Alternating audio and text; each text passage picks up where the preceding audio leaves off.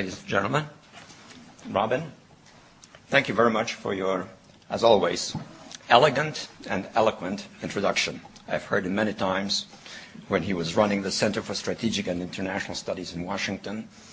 And if anything, his eloquence and elegance has increased ever since he's been rehabilitated in this society here. I'm also delighted to speak under the sponsorship of the Whitehead Lecture Series. John Whitehead, whom I've been privileged to know for many years, I will not talk about at length, but suffice it to say that he was, in my judgment, the best Deputy Secretary of State the United States has ever had. He should have been Secretary of State. And then finally, and the third comment, which may, however, precipitate some rapid departures from this room, but I want to emphasize that I speak for myself only. I speak for no one else. The views that I express are only my views. I want to emphasize that. Well, we meet at a time, of course, when the new president is assuming office in the United States. And he's doing so in the midst of a crisis of confidence in America's capacity to exercise effective leadership in world affairs. That's a stark thought, but it is a fact.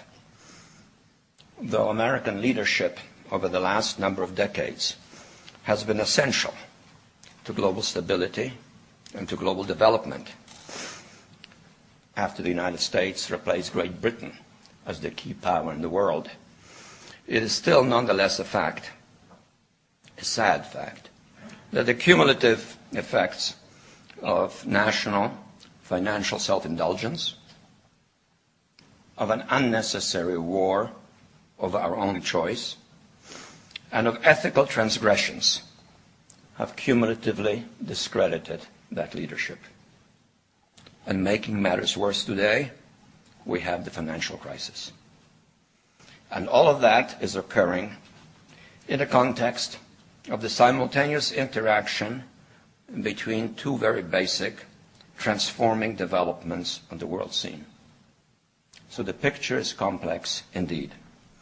The first change concerns the surfacing of global issues pertaining to human well-being as critical international issues. And that's new in human history. Issues such as climate, environment, starvation, health, social inequality. All of these are compounding the complexity of the global context. And these issues, furthermore, are made more acute by the coincidental phenomenon of what I have called in my writings the global political awakening. This is a truly transformative event on the global scene, namely that for the first time in human history, for the first time in all of human history, almost all of mankind is politically awake, activated, politically conscious, and interactive. There are only a few pockets of humanity here or there in the remotest corners of the world which are not politically alert and interactive with the political turmoil and stirrings and aspirations around the world. And all of that is creating a worldwide surge in the quest for personal dignity and cultural respect in a diversified world, sadly accustomed for many centuries to domination by one portion of the world of another. That is an enormous change. And beyond that is interacting with still a further change, namely in the distribution of global power. It pertains to something very obvious of which we're aware, but which it is important to register. Namely, that we're living at a time of a basic shift away from the 500 years long global domination by the Atlantic powers. It is the countries that have been located on the shores of the Atlantic Ocean, and let us recall them: Portugal, Spain, France, the Netherlands, Great Britain, more recently the United States. that have dominated world affairs. And that shift now is taking us towards Asia. It is not the end of the preeminence of the Atlantic world, but it is now the surfacing of the Pacific region, and most notably Japan, the number 2 economic power, and China, a putative global power, that are now occupying a preeminent place in the global hierarchy. And of course, beyond them, there is the question of India's future development, though it is currently still in the wings.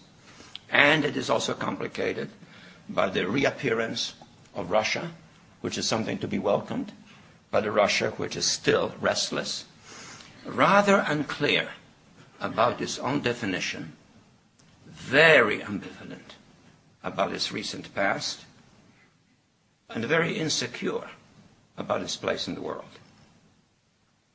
And these new and old major powers face still yet another novel reality, in some respects unprecedented.